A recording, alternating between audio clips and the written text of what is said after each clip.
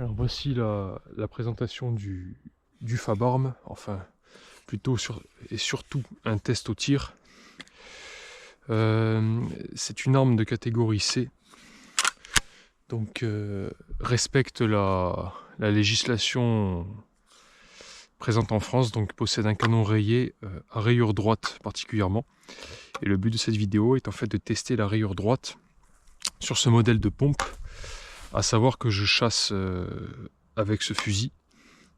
Et les résultats sont excellents et à la hauteur de ce qu'on peut espérer d'un fusil de chasse traditionnel. J'ai ici avec moi un juxtaposé avec en canon 60 et les deux canons lisses, exactement comme ce fusil, canon 60 lisse. Donc je vais premièrement tester le fusil juxtaposé et après le fusil à pompe pour voir la différence. A noter que ces tests sont faits sur mon terrain, donc un terrain privé. La cartouche utilisée est une cartouche à grive 32 grammes, plomb neuf. Distance 10 mètres. Un tir moyen pour disons un tir, que ce soit au lapin ou à la bécasse, peut-être au perdreau, dans certaines configurations. En avant. J'ai pas de mètre avec moi, mais en tout cas, on est sur un carton de 60 cm et on voit vraiment que l'entièreté des plombs, étrangement la bourre qui se retrouve en fait ici, elle a dû taper peut-être sur la branche ou je ne sais quoi. Donc on voit une très belle gerbe à 10 mètres. Vraiment ce qu'on attend d'un fusil lisse en 60. Donc c'est parti pour le pompe. Je vais rajouter que cette vidéo a vraiment comme intérêt de peut-être pour les personnes qui s'interrogent sur un canon rayé sur un fusil de calibre 12. On sait qu'une rayure hélicoïdale est vraiment merdique. Mais pour ce qui est de la rayure droite, c'est tout autre. Donc on va voir ça. On va voir ça tout de suite, le temps que je charge le 12. Allez, c'est parti.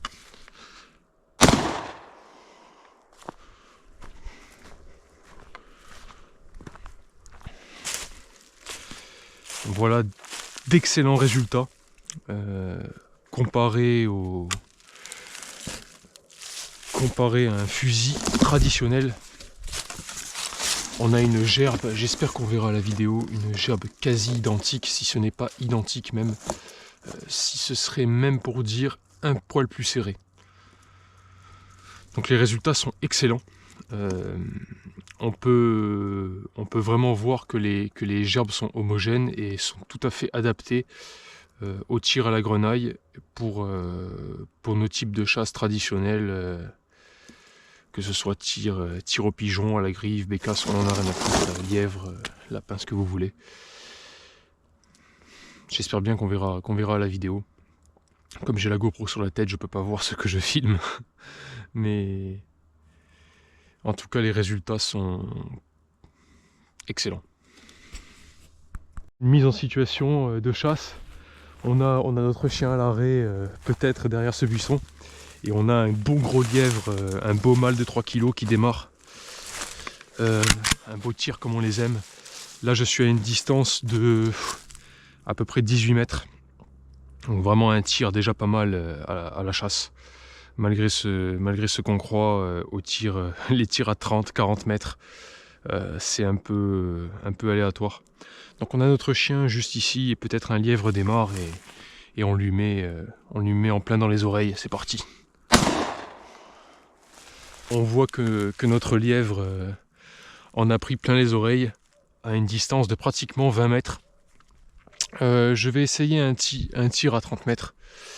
Voir un peu ce que ça donne au plomb neuf. Et je pense qu'avec un canon lisse 60, c'est vraiment des canons qui sont idéaux pour tout type de chasse, malgré les dires.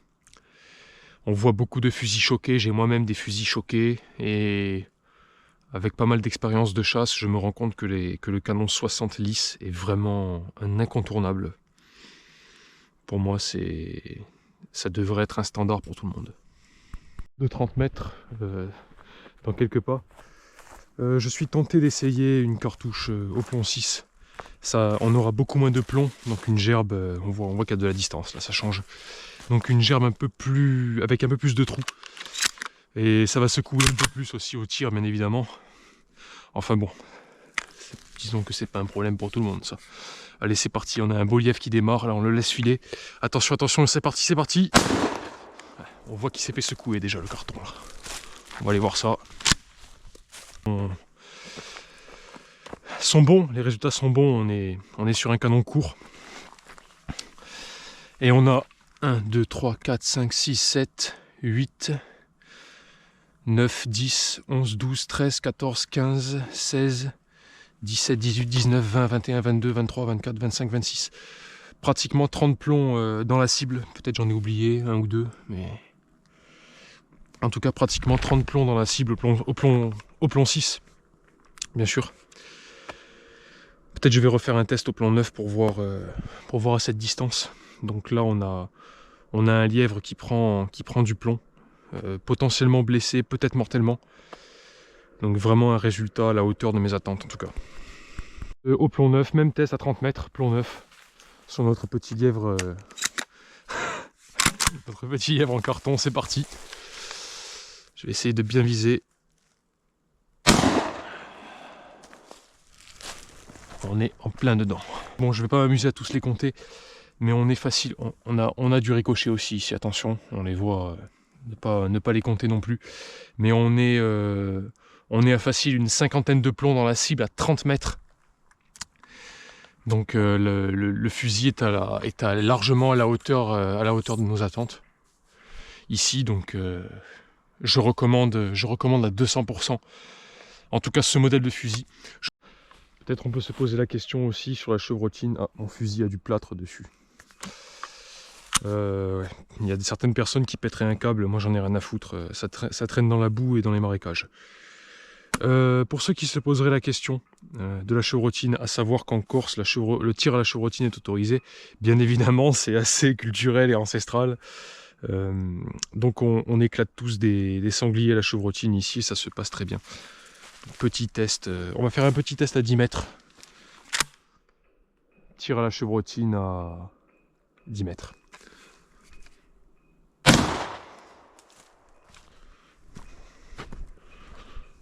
On voit un excellent groupement.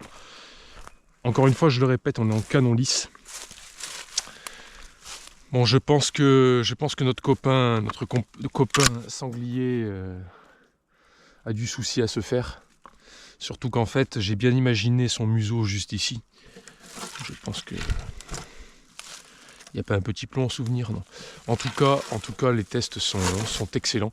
Je vais faire quand même un test à balles. J'ai envie de tester parce qu'en fait, j'ai refait un mur chez moi tout en pierre.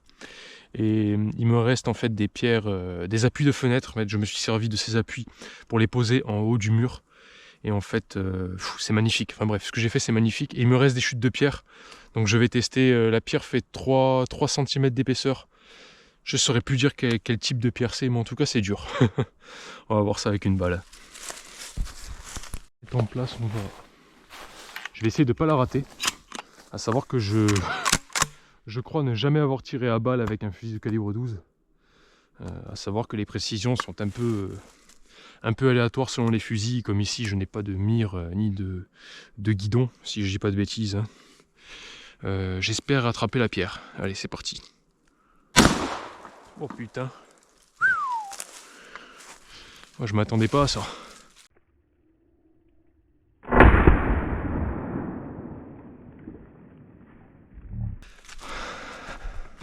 Très impressionnant.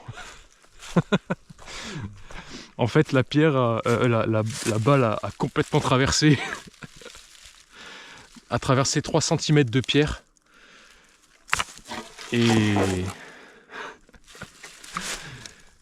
Et en fait est venue je ne sais où. Je crois pas, je pense qu'elle a dû exploser. Mais très impressionnant. Je suis un peu bête là. Et bien voilà, j'espère que le test du Martial aura été clair. J'espère surtout avoir bien démontré les capacités de gerbe des fusils à canon rayé droit. Et on peut voir que les rayures droites n'ont rien à envier au canon lisse traditionnel. La preuve en vidéo. Donc bon, je vais quand même faire un dernier truc, je vais m'amuser un peu, je vais vider un magasin, histoire de bien finir en feu d'artifice. Mais en tout cas, j'espère avoir fait une bonne vidéo, en tout cas assez explicative sur le fusil à pompe, sur en tout cas ce modèle de fusil à pompe, qui est probablement le meilleur pompe que vous trouverez en catégorie C. On sait que c'est compliqué, les législations sont compliquées et je crois qu'on n'aura pas mieux. Voilà. On pourrait avoir pire par contre, ça c'est sûr. En tout cas, s'il y a des questions, n'hésitez pas, j'y répondrai volontiers.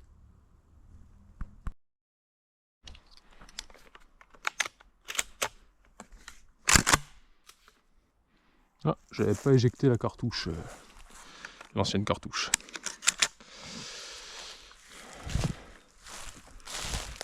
On va essayer de la juger.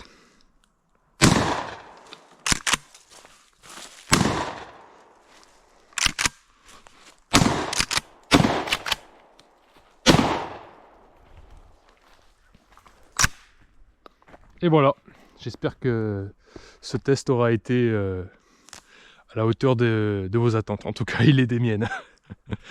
Au revoir.